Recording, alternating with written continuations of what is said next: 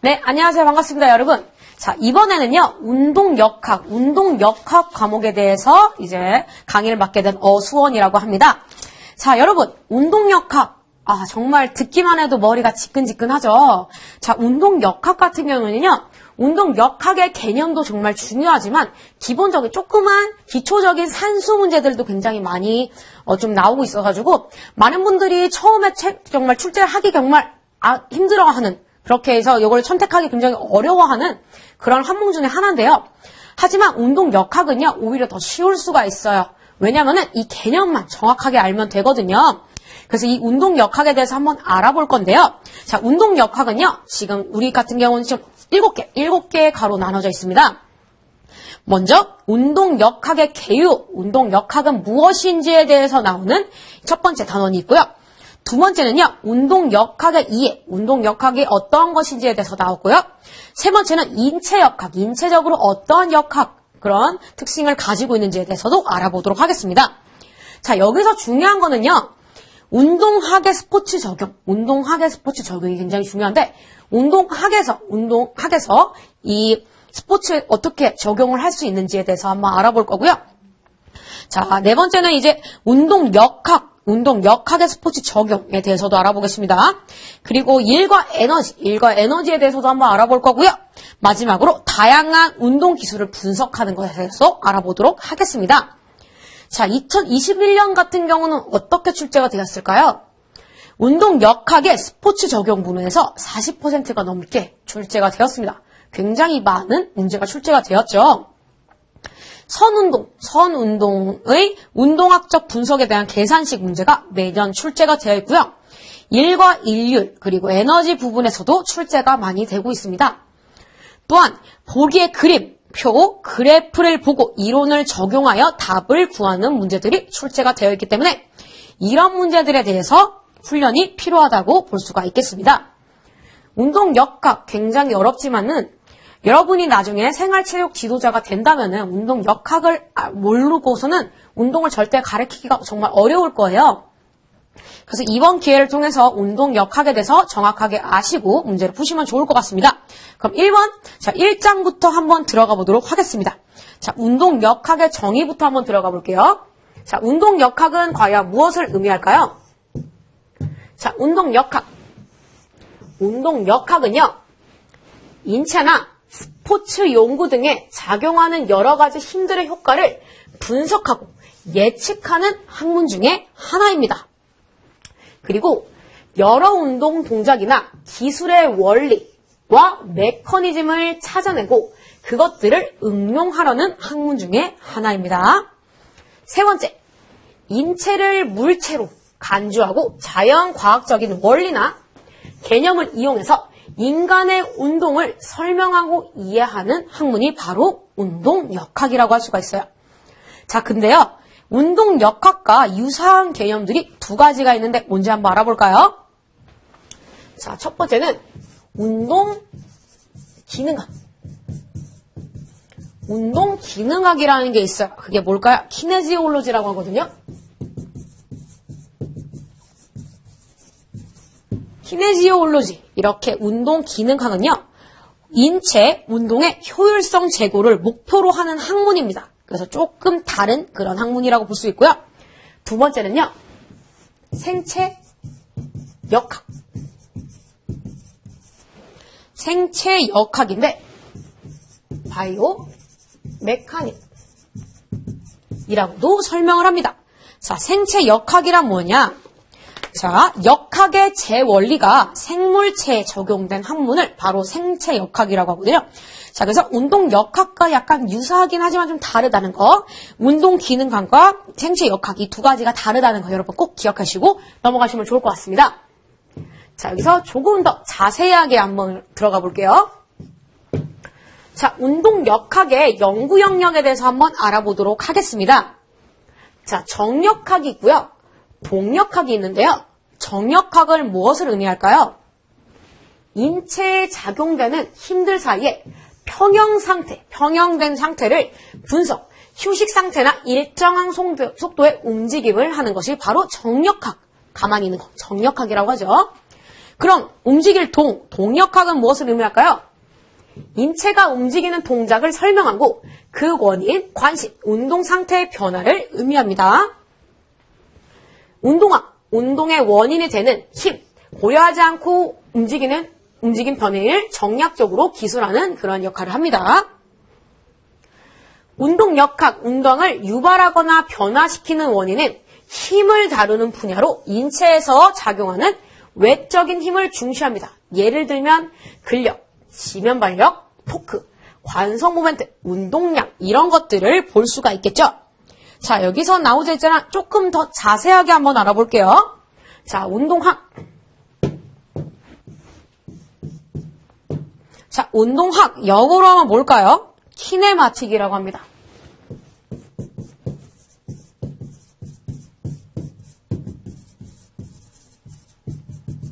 키네마틱 이렇게 하는데요. 키네마틱스 이렇게 하는데 이것은 위치, 속도, 각도, 각속도와 같은 운동 상태를 다루는 분야입니다. 그러니까 위치, 속도, 각도, 각속도 이런 거와 같은 운동 상태를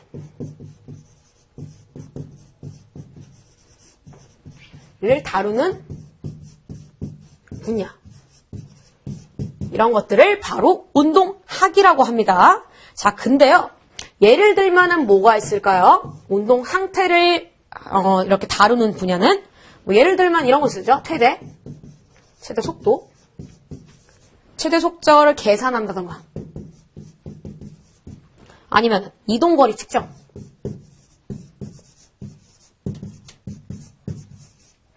또 발목 관절의 각도 측정 이렇게 운동 상태를 나타나는 것을 바로 운동학이라고 볼 수가 있겠습니다. 자, 이런 게 있을 수가 있고요. 자, 반대로 이번엔 운동역학에 대해서 볼게요. 운동역학.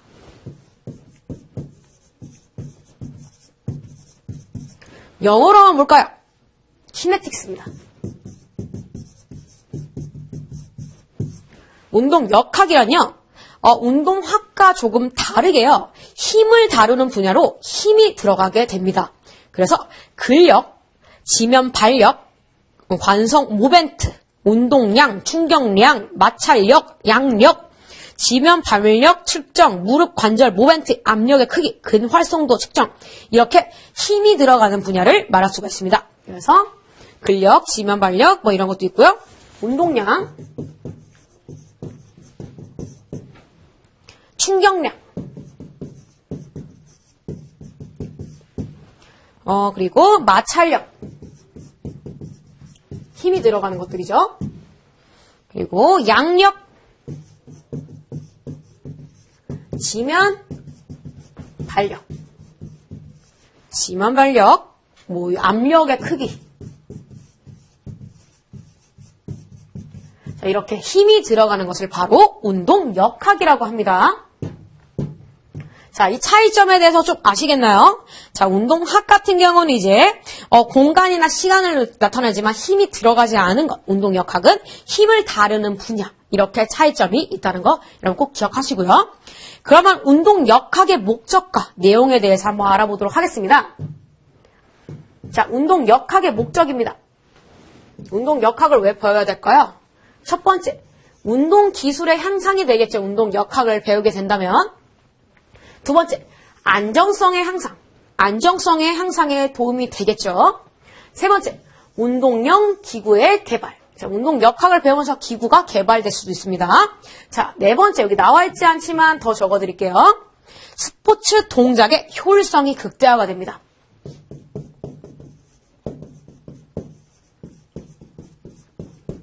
효율성, 극대화. 역학을 통해서 이렇게 스포츠 동작의 효율성이 많이 증대되는 거 많이 보셨죠? 자, 그렇게 해서 운동 역학의 목적이 하나 더 있을 수가 있고요. 네, 다섯 번째는 상해 원인을 분석할 수 있습니다.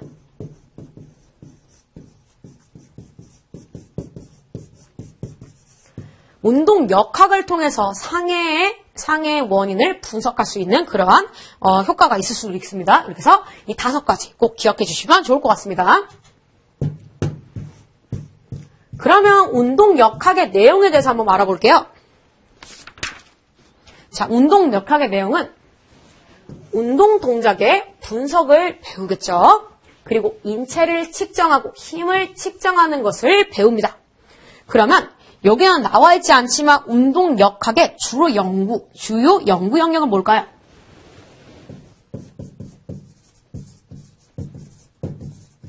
운동역학의 주요 연구 영역.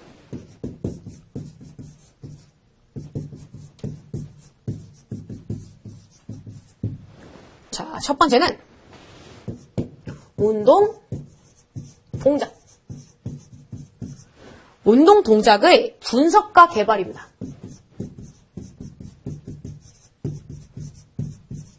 운동역학을 통해서 운동 동작의 분석과 개발을 할 수 있다는 거죠. 두 번째는 뭐일까요? 운동기구의 개발과 평가입니다.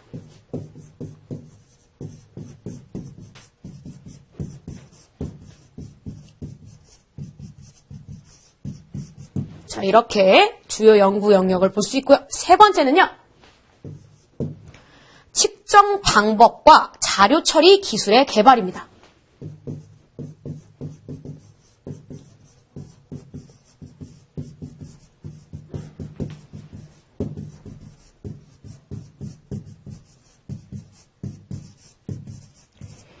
이렇게 이 책엔 나와 있지 않지만 3가지 주요 연구 영역. 첫 번째, 운동 동작의 분석과 개발.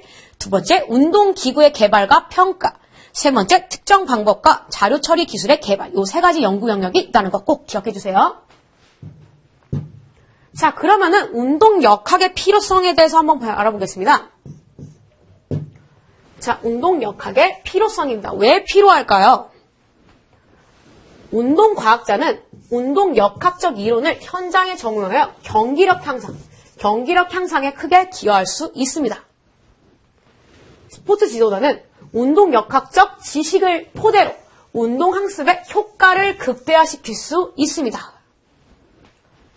스포츠 과학자는 운동역학적 지식을 현장에 적용시키기 위해 스포츠 지도자와 협력적인 관계를 지속적으로 유지해야 합니다. 이러한 운동역학의 필요성에 대해서 배웠고요. 자, 아까 나왔었던 학문 영역에 대해서 한번 읽어보겠습니다. 자, 운동역학이란 생물체 연구에 역학적 원리를 적용한 학문입니다. 그럼 역학은 뭘까요? 질적 및 역학적 시스템에 작용하는 힘을 분석하는 물리학의 한 분야를 말합니다. 정역학, 우리 아까 얘기했죠. 정역학은요, 운동의 일정 상태에 있는 시스템을 다루는 역학의 한 분야를 말합니다. 동역학은요, 가속 상태에 있는 시스템을 다루는 역학의 한 분야입니다. 운동학은요, 힘이 들어가지 않고 공간과 시간을 기초로 운동을 기술하는 운동역학의 한 분야입니다. 그럼 운동역학은 뭐냐? 움직임의 원인이 되는 힘을 연구하는 운동역학의 한 분야를 말합니다. 그럼 인체 측정학은 뭘까요? 신체의 분절의 치수, 무게와 관련된 요인을 하는 학문 중에 하나입니다. 운동 기능학은요, 키네지올로지, 인간의 움직임을 연구하는 그런 학문입니다. 스포츠 의학은요, 스포츠나 운동의 임상 및 과학적 측면에서 연구하는 학문. 자, 이렇게 학문 영역은 이렇게 나눠져 있다. 이렇게 읽어보시면 될 것 같습니다. 네, 이렇게 해서 학문 영역에 대해서 한번 알아봤고요. 다음은요, 여기 책에는 나와 있지 않지만 운동역학의 연구 방법에 대해서 한번 알아보겠습니다.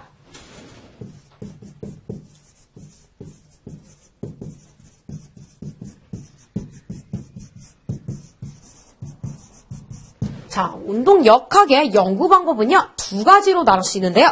하나는 정성적인 분석을 나타낼 수 있고요. 두 번째는 정량적.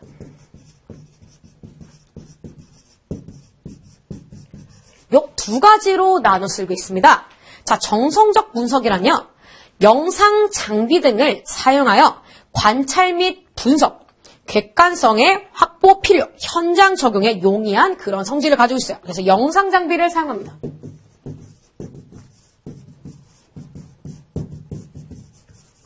자, 이렇게 형용할 수 있고요. 아니면은 정량적인 분석은요, 객관화된 자료를 이용해서 동작 분석을 하는 겁니다.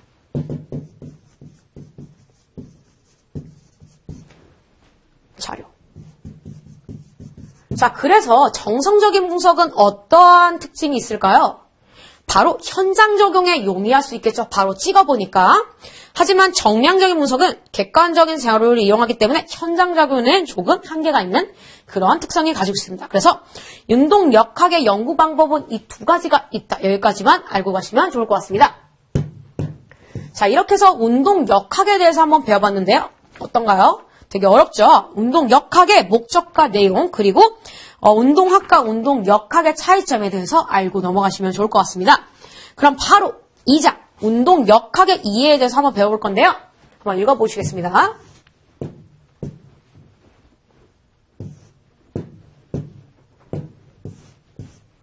자, 2장 운동 역학의 이해에 대해서 한번 알아보기로 할 건데요. 자, 운동 역학을 알기 위해서는요, 해부학적인 기초가 있어야 합니다. 그래서 해부학적 기초에 대해서 먼저 배워볼게요. 인체 운동은 근골격계, 근골격계, 골격계를 통해 이루어지므로 인체가 움직이는 원리를 올바르게 이해하기 위해서는 뼈, 관절, 근육 등 인체의 각 구조와 물리적 특성을 알아야 됩니다. 즉, 운동 역학을 알기 위해서는 해부학을 떼놓고는 말할 수 없다. 이 얘기를 하는 거죠. 또한 인체의 움직임을 정확하게 표현하기 위해서는 모든 사람이 공통적으로 이해할 수 있는 용어를 사용하는 것이 바람직하다. 자, 그래서 이거는 떼서 다시 말씀을 드릴게요. 세 번째, 인체 구조와 관련된 해부학적 용어를 이용하면 인체 분절의 운동을 쉽게 기술할 수 있다. 자, 네 번째, 자, 특히 운동 역학을 공부하는 경우 이해와 관련된 지식은 인체 운동을 보다 쉽게 이해하기 위한 필수적인 요소다. 자, 즉 운동 역학을 알기 위해서는 해부학적 기초를 알아야 된다는 얘기입니다.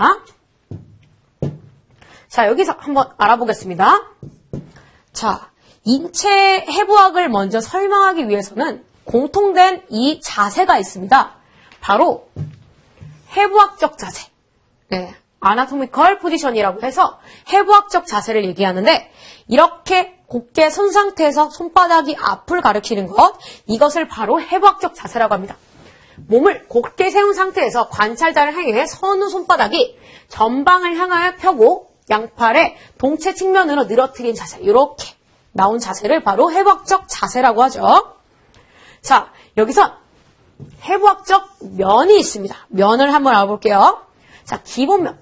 카디아널, 플레인, 인체를 질량에 의해 반으로 나뉜 세 개의 가상 수직면. 그 세 개의 가상 수직면을 한번 알아볼게요. 첫 번째, 시상면입니다. 인체와 신체 분절이 운동이 전, 후로 발생하는 면을 바로 시상면이라고 합니다. 두 번째, 전두면은 뭘까요? 인체와 신체 분절이 측면으로 발생하는 면을 바로 전두면이라고 합니다. 횡단면입니다. 인체가 곧바로 서 있을 때 인체와 신체 분절 운동이 수평적으로 일어나는 것을 바로 횡단면이라고 할게요. 자, 시상면은 어떤 거냐면요. 내가 이렇게 서 있는데 반으로 쫙 누가 나눴어요. 자, 거기서 나타나는 움직임인 거기에, 움직임이기 때문에 제가 반을 쫙 나눴을 때 어떤 움직임이 나죠? 다리를 위로 올리는 굴곡이라든가 신전, 이러한 움직임들이 나오고, 팔을 위로 올린다든가 이렇게 밑으로 내리는 신전, 이런 움직임들이 나오고요. 전후면에서 굴곡과 신전이 나타나는 게 시상면이라고 합니다. 전두면은요, 제가 이렇게 서 있는데 옆에서 이렇게 잘랐어요. 옆에서 앞, 뒤로 자르게 되면은 어떻게 되죠? 좌우면에서 움직이죠. 이러한 움직임은 뭐 있을까요? 팔을 위로 올리는 외전 동작이라든가 내전 동작이 바로 전두면에서 일어난다고 볼 수가 있습니다. 자, 횡단면은요, 수평면이라고도 하는데요. 발이 안쪽으로 들어가는 회내, 바깥으로 들어가는 회외, 이런 동작들이 바로 횡단면이라고 볼 건데요. 자, 여기선 나와 있지 않지만 해부학적 용어가 더 있어요. 이거는 여러분 작성을 한번 해보실게요. 생각보다 쓸 게 많습니다. 자, 이 빈 고양으로 한번 설명을 해드리도록 하겠습니다. 자, 여러분, 기본면과 시상면, 그리고 전두면과 횡단면에 대해서 배웠어요. 자, 그러면은요, 인체해부학의 방향용어.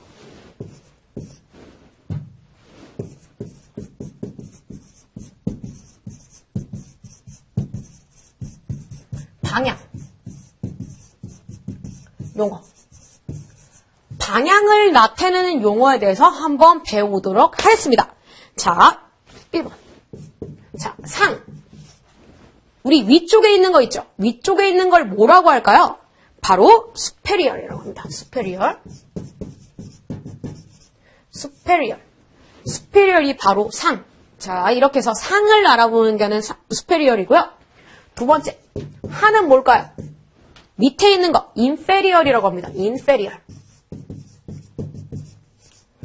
inferior이 바로 하라고 합니다. 자, 하. 자, 우리 상에 있는 게 뭐죠? 머리라고 하죠. 몸통에 머리, 상 superior에 있다. 하, 바닥. 그러니까 발 같은 경우가 superior, inferior에 있다. 이렇게 볼 수가 있겠죠. 자, 세 번째는요. 전 뭘까요? 앞에 있는 거죠.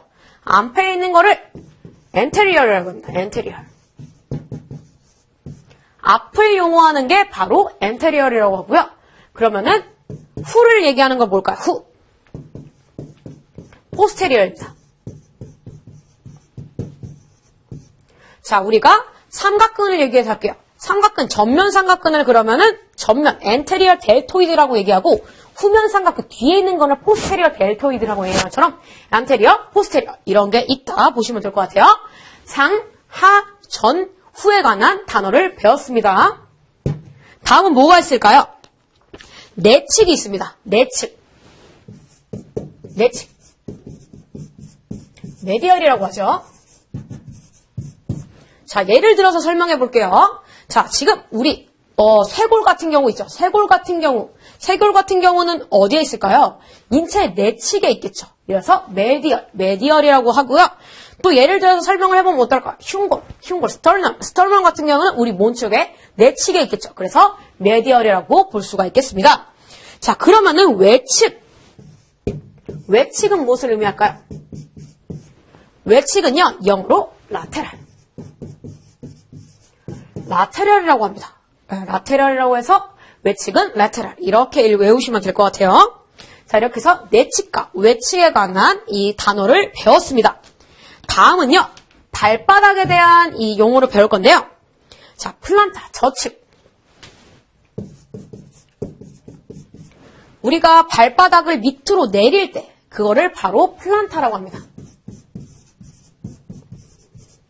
플란타, 저측이고요. 배측. 반대로 발등을 몸쪽으로 당겼을 때는요. 돌살이라고 합니다. 돌살. 이렇게 해서 돌살이라고 하고요. 자, 이렇게 해가지고 저측과 배측에 대해서 배웠습니다. 자, 이번에는요. 몸쪽에 대해서 배울 건데요. 자, 근위. 근위가 뭐죠? 근위. 몸통 쪽에서 가까운 쪽을 근위라고 하고요. 프록시말이라고 합니다. 자, 예를 들어가지고 지금 상완골의 프록시말 부분은 어딜까요? 물어보면 어디죠? 몸쪽에. 상완골의 몸쪽에 가까운 부분이니까 바로 여기가 되겠죠. 프록시말. 몸쪽이랑 가까운 곳을 근위라고 합니다. 원위는 뭘까요? 원위는 디스탈이라고 합니다. 디스탈. 몸통부에서 몸통주에서 몸쪽을 바로 원위라고 합니다. 예를 들면 손가락. 예를 들어서 한번 설명해 볼까요? 자, 우리 휴머러스의 디스탈은 어디 있을까요? 바로 이 팔꿈치 쪽에 있겠죠. 이렇게 나눌 수가 있겠습니다. 굉장히 어렵죠. 그래서 지금 상, superior, 하, inferior, 전, anterior, 후, posterior, 내측, medial, 외측, lateral, 자, 배측, 돌살, 저측, plantar, 근위, proximal, 원위, distal. 이렇게 영어를 꼭 이해해 주시고요. 문제는 이런 식으로 나올 수도 있어요. 자, 쇄골은 어디 있을까? 뭐 이렇게 하면은 1번 상에 있다, 이렇게 하에 있다, 이런 식으로 문제가 나올 수가 있기 때문에 잘 읽고 다 외워주시면 좋을 것 같습니다. 자, 그리고 이제 움직임을 말하는 그런 용어를 한번 배워볼 건데요. 움직이는 말하는 용어 무엇일까요? 굴곡. 굴곡이 뭘까요? 굴곡. 굴곡이란 관절을 형성하는 두 분절 사이의 각이 감소하는 거. 이렇게 팔을 구부려서 이렇게 구부러지는 거. 이게 바로 굴곡이라고 볼 수가 있겠죠. 신전. 신전은 무엇을 의미할까요? 신전은요, 관절을 형성하는 두 분절 사이의 그 각이 증가하는 거. 이렇게 팔을 펴 쓰는 거. 팔을 피는 게 바로 신전이라고 볼 수 있습니다. 배측 굴곡. 우리 배측 아까 배웠죠? 발바닥을 몸 쪽으로 당기는 거. 발등 쪽으로 발목을 굽히는 운동을 배측 굴곡이라고 하고요. 족저 굴곡. 반대로 발바닥을 밑으로 내리는 그런 운동입니다. 자, 내전은 무엇을 의미할까요? 내전. 자, 내전이란요, 인체의 분절이 중심선에 가까워지는 운동. 이렇게 안쪽으로 모으는 운동. 이렇게 안쪽으로 모으는 운동. 내전이고요. 외전은 반대입니다. 인체 분절이 중심선에서 멀어지는 거. 팔을 외전시킨다. 팔을 위로 올리는 거죠. 내번. 발바닥이 안쪽으로 들어가는 동작. 4번이 되게 되면서 발목이 많이 삐게 되죠. 4번이라고 하고요. 외번은요, 반대로 발바닥이 바깥쪽을 드는 동작이 외번입니다. 자, 여기선 나와 있지 않지만 이러한 개념들을 여러분들이 정확하게 알고 가셔야지 다음 강의에서 여러분들이 이해를 할 수가 있어요. 그래서 제가 오늘 얘기했었던 인체부학의 방향 용어와 그리고 움직임에 관한 용어를 꼭 기억하시고 다음 강의를 들으시면 훨씬 더 도움이 될 것 같습니다. 자, 이것으로 1장과 2장에 대한 강의를 마무리하도록 하겠습니다. 수고 많이 하셨습니다.